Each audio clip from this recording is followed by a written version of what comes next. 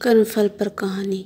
एक गांव में एक किसान रहता था जिसका जीवन साधारण था, लेकिन उसकी ज़िंदगी में एक उलझन भी थी। उसकी 2 पत्नियां थीं और दोनों से उसे एक-एक बेटा था। दोनों बेटों की शादी हो चुकी थी और किसान को लगा अब उसकी ज़िंदगी स्थिर और सुखी हो गई। लेकिन समय ने उसे एक नई चुनौती दी जब उसके छोटे बेटे की तबीयत अचानक बिगड़ने लगी।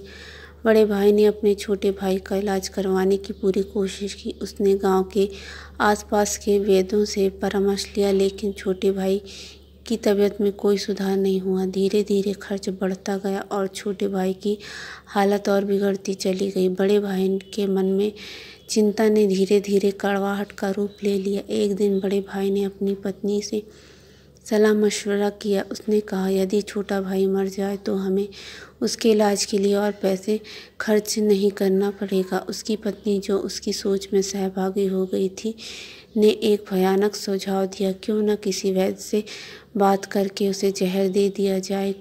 किसी को शक भी नहीं होगा और उसकी मौत को बीमारी के कारण माना जाएगा। बड़े भाई ने अपनी पत्नी की बात मान ली और एक वैद्य से संपर्क किया। उसने वैद्य से कहा, जो भी तुम्हारी फीस होगी मैं देने तैयार हूँ, बस मेरे छोटे भाई को ऐसा जहर दे दो जिससे उसकी मृत्यु हो जाए। लालच और निर्दयता से भरे वैद्य ने इस निशंक प्रस्ताव को स्वीकार कर लिया और छोटे भाई को जहर दे दिया। कुछ ही दिनों में छोटे भाई की मृत्यु हो गई। बड़े भाई और उसकी पत्नी के अंदर ही अंदर खुशी मनाया, सोचते हुए कि अब रास्ते का कांटा निकल गया और सारी संपत्ति उनकी हुई।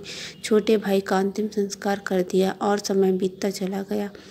कुछ दिनों के बाद किसान के बड़े बेटे की पत्नी को एक बेटे को जन्म दिया। परिवार में खुशी की लहर दौड़ गई और उन्होंने बड़े लाड़ प्यार से बच्चे की परवरिश की। समय के साथ वह लड़का जवान हो गया और उसकी शादी धूमधाम से कर दी, लेकिन खुशी के दिन अधिक समय तक टिक नहीं सके। शादी के कुछ समय बाद बड़े बेटे की तबीयत अचानक बिगड़ने लगी।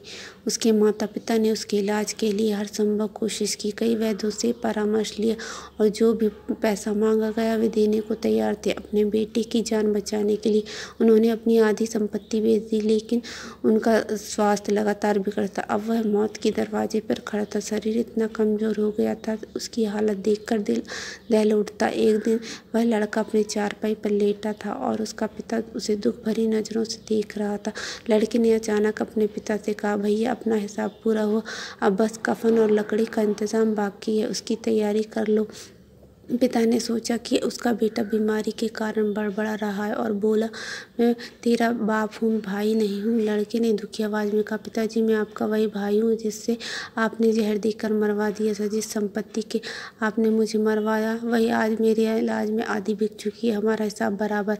यह सुनकर पिता का दिल टूट गया और वह फूट फूट कर रोने लगा और मेरा कुल नाश हो गया। जो मैंने सब किया वह मेरे सामने आ गया। तेरी पत्नी का क्या दोष था, उस बेचारी को जिंदा जलाया जाएगा। उस समय सती प्रथा का चल रही थी, जिससे पति की मृत्यु के बाद पत्नी को पति के चिता के संग जलाया जाए। लड़के ने दुखी भरी आवाज़ नजरों से कहा, पिता को देखा, पिताजी वह वैद्य कहाँ है जिसने मुझे जहर दिया था। पिता ने उत्तर कहा, तुम्हारी मृत्यु के 3 साल बाद वह मर गया। लड़के ने हंसते हुए कहा, वह दुष्ट आज मेरी पत्नी के रूप में मेरे मरने पर उसे भी जिंदा जलाया जाएगा। कहते हैं परमेश्वर का न्याय अटल होता है। इस कहानी में न्याय की झलक मिलती है। जीवन में किया हुआ कर्म का हिसाब कहीं न कहीं सामने आ ही जाता है। कहानी के अंत में यही संदेश मिलता है कि जो बोओगे वही काटोगे। जीवन में सच्चाई और ईमानदारी से जीना ही सबसे बड़ा